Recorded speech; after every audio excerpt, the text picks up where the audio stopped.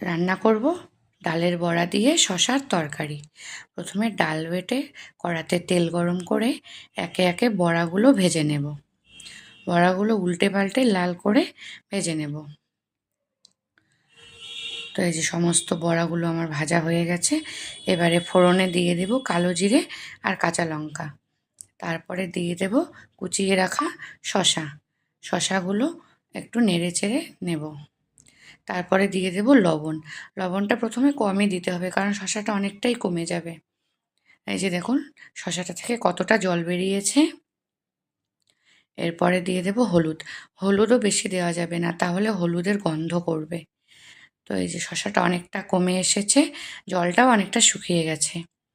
এবার ভালো করে লাল করে শশাটা ভেজে নিতে হবে। তারপরে দিয়ে দেব বেটে রাখা সর্ষে। সর্ষেটা কিন্তু এই তরকারিতে দিতেই হবে, না হলে কিন্তু চলবে না। সর্ষে দিয়ে দিয়ে দিলাম ঝোলের জন্য জল।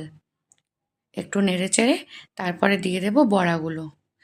এবারে বেশ কিছুক্ষণ ফুটিয়ে নেব। এই তো ফুটে উঠেছে, তরকারিটাও আমার প্রায় রেডি হয়ে গেছে। চিনি দিয়ে আবারও একটু নেড়ে চেড়ে নামিয়ে নিলাম। রেডি হয়ে গেল ডালের বড়া দিয়ে শশার তরকারি। ভিডিওটি ভালো লাগলে একটি লাইক, কমেন্ট, শেয়ার করবেন। টাটা।